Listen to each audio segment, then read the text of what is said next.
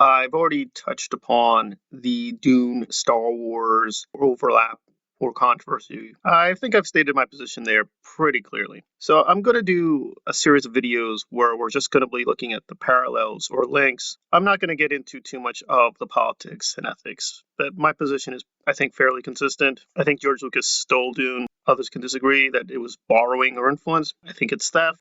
But here I'm going to bracket those issues and just concentrate on the aesthetic parallels. And this does dovetail into some quote unquote personal news on Jason Momoa and Emilia Clarke. I'm going to keep it mainly to how it's relevant to Star Wars and Dune, but there is some going into their personal lives. Fair warning. So, what's happening? Well, essentially, Jason recently announced that he and his wife, Lisa Bonet, are separating. They don't explicitly state why the separation is happening, but they are separating. And immediately, a lot of Game of Thrones fans pointed to Emilia Clarke as possibly someone that Jason has had an affair with. Again, from all I know and doing research, yes, they are very friendly together. Of course, on the show within season one, they were married together and they had a lot of steamy scenes together.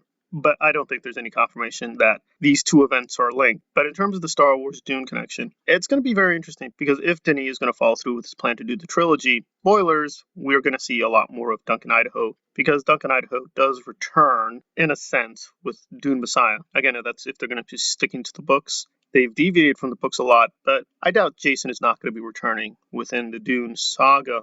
In addition to that, there's the factor that unfortunately Jason is having trouble with doing the Crow project. This is a 1990s film which has been very influential, starring Bruce Lee's son, and it's had its own sequels, but there's been a lot of plans to reboot it entirely. And Jason was really picked to be the new Crow, and it just hasn't gone off the ground. But in much happier news, he's doing Aquaman. So he does seem to be set to be doing a lot within the sci-fi universe. And the Emilia Clarke connection seems odd, but there is one. And again, this is just a rumor. I can't confirm. This comes from Star Wars Only. He reported on this a way back, but given the various new shows like Boba Fett, The Mandalorian, Rangers of the New Republic, it seems likely what's going to happen is we're going to see, at least in a cameo role, Emilia reprising the role of Kira. For those who don't know, Kira was a character within Solo, and in that film they play boyfriend and girlfriend, but Kira becomes enmeshed within Darth Maul's criminal syndicate called Crimson Dawn and emerges as this kind of very tough, brutal fighter who has her own agenda working with Maul. Because Solo did not do well financially, it didn't lose money as much as people reported. It seems to have made back its money, but it didn't make much of a profit. Plans for a Solo 2 sequel have not happened. I actually do support them, but I don't think I want to see Alden as Solo. They should probably just recast the role.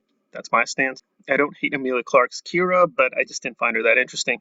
But there were plans to sort of bring Solo to the small screen, and as far as I know, that has not yet been officially confirmed. But it does seem likely now that we're getting more and more into this more seedy underground that this would fit the Kira role nicely. Again, I can't confirm anything, but for a while there have been rumors that Emilia would show up, and apparently there are a lot of surprises that are going to happen, including the return of Harrison Ford. It does sort of make sense that Kira and Solo will appear somewhere, not within Boba Fett, then within Mandalorian. But in terms of the personal front, I don't see yet any reason to suspect that there is anything going on behind the scenes between Emilia and Jason. But given how much Dune is influencing Star Wars, including now within a lot of the episodes of Boba Fett, from episodes 1 to 3 and the new ones coming out, I think it'll be interesting whether or not there will be more cross-pollination, right? I don't feel like Kira's going to show up in Dune Messiah or anything like that, but I think it'll be interesting how a lot of the people who are in roles in Dune are probably going to show up in Star Wars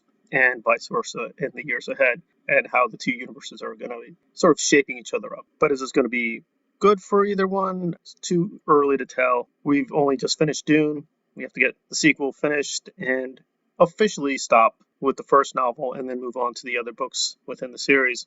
And Star Wars, of course, is a much more completed saga with a lot of chapters and even spin-offs. I do feel it's probably likely that we're going to see Kira in the near future. Did this have anything to do with the divorce? That I can't say. And in closing, some decidedly happy news. I did, yes, get the Blu-ray for Dune, paid full price from a local store. about $26. Not gonna lie, I did think about getting the just plain old DVD, but apparently the Blu-ray contains a ton of special features. I am just unfortunately way too tired and way too busy to do an in-depth review of the Blu-ray. I will get to that as soon as possible, so look out for that. And I'd encourage people to purchase their Dune DVD in whatever format.